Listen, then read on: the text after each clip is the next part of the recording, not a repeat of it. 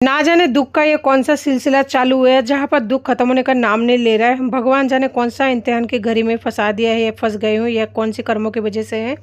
दोस्तों नमस्कार, स्वागत है आप सबका फिर से एक बार नया ब्लॉग। फाइनली जो है सोनू के हाथों से वो जो ड्रिप का इंजेक्शन था उसे उतारना पड़ा, वो भी मजबूरन, क्योंकि अभी उतारने का टाइम नहीं है और उसे दोबारा से लगाना पड़ेगा, लेकिन दूसरे हाथों में। और दूसरे हाथों का जो है बाबू का नस नहीं मिल पा रहा था, लेकिन इस हाथ का है ना ब्लीडिंग नहीं रुक रहा था। पता नहीं क्या प्रॉब्लम हुई थी, या तो नस में जो है सुई फिट नहीं हो पा रहा था, कुछ तो हो रहा होगा।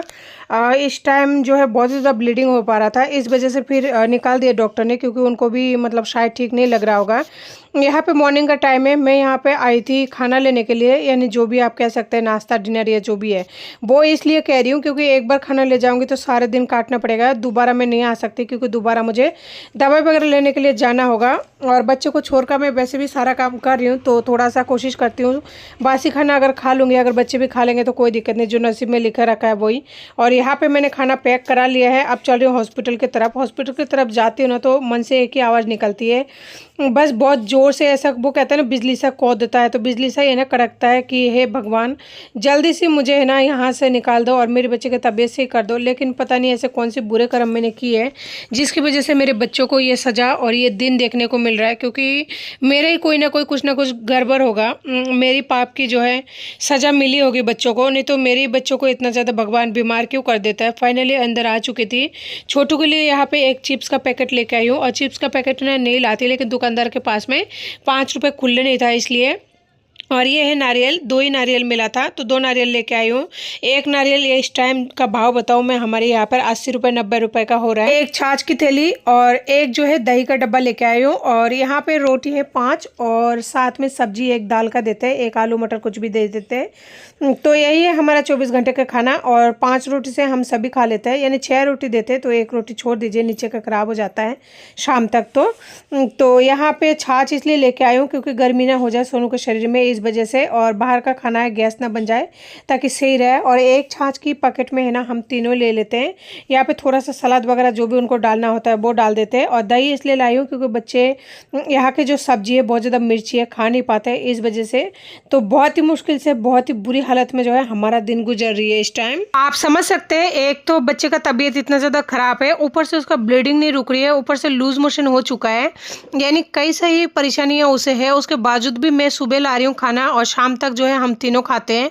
यानी कि समझ सकते हैं कितने बुरे दिन है जहाँ पर कोई खाना तक ला के मतलब देने वाला नहीं है, और मुझे इसी तरह से बच्चों को गंदे शंदे खाना ही देना पड़ रहा है। क्या कर सकती हूँ, करने के लिए कुछ भी नहीं है, क्योंकि मुझे दवाई भी लाने के लिए खुद को जाना पड़ता है, और भी बीच में कई सारे काम होता है, रिपोर्ट लाना, रिपोर्ट के लिए दोबारा से ब्लीडिंग वगैरह देना, टॉयलेट देना, यानी 2-2 3-3 बार जाँचें होती है।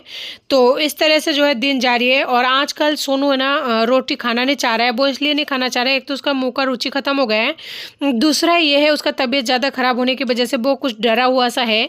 सच ये बताऊँ आप लोगों को, एक दिन है ना ये हॉस्पिटल से सुई की वजह से बग गया था, जैसे उसके हाथों से सुई निकाल दिया था, क्योंकि है ना वो चाहता है मैं घर चला जाऊँ, यहाँ पे और नहीं रहूँ। देखिए हाथों में यहाँ पे कितना बड़ा मतलब डिप हो गई है, और इसी की वजह से बहुत ज़्यादा ब्लीडिंग हो रहा था और नीला पड़ चुका है, हाथों में बहुत ज़्यादा सूजन भी आ चुका है, यानी बहुत ही बड़ा छेद है। ये तो फ़ोन में इतना सा दिख रहा है, लेकिन जो रियल है ना उसमें बहुत ही बड़ा मतलब एक छेद सा हो गई है। देख सकते हैं पूरा खून वगैरह से ये छना हुआ है, कितना मतलब पूरी तरह से सुई वगैरह टेढ़ा हो चुका है। और ये है उसका कुछ ही रिपोर्ट मैं आप लोगों के साथ में शेयर करूँगी, क्योंकि जो लोग जानते होंगे रिपोर्ट वगैरह तो उनको थोड़ा बहुत तो पता लगे जाएगा क्या हुआ है क्या नहीं हुआ है। हालांकि अभी कुछ कह पाना मुश्किल है कि उसे क्या तकलीफ है क्या नहीं है, लगेगा अभी 2-4 दिन, डॉक्टर ने ये भी बोला है। तो देखता है भगवान कब तक सही करता है कब तक सही नहीं करता है। बाकी एक माँ को तो परीक्षा देने के लिए भगवान दे ही रखा है। खैर कोई बात नहीं, जो भी होगा देखा जाएगा। आप लोग हो मेरे साथ में, मुझे किसी चीज़ का टेंशन नहीं है, बस आप लोगों की दुआ और आशीर्वाद साथ में बना हुआ है मेरे बच्चों की, तो मुझे और किसी की ज़रूरत भी नहीं है। तो ये देखिए मैं जो है भर्ती हो चुके थे आज कितने दिन पहले, तब से लेकर अब तक जो भी चार्ट वगैरह जो भी शीट वगैरह बनती है ना, तो इसमें पूरा फाइल तैयार है। और इस फाइल में एक नहीं 70 रिपोर्टें और जांच वगैरह यहाँ पे कराई गई है।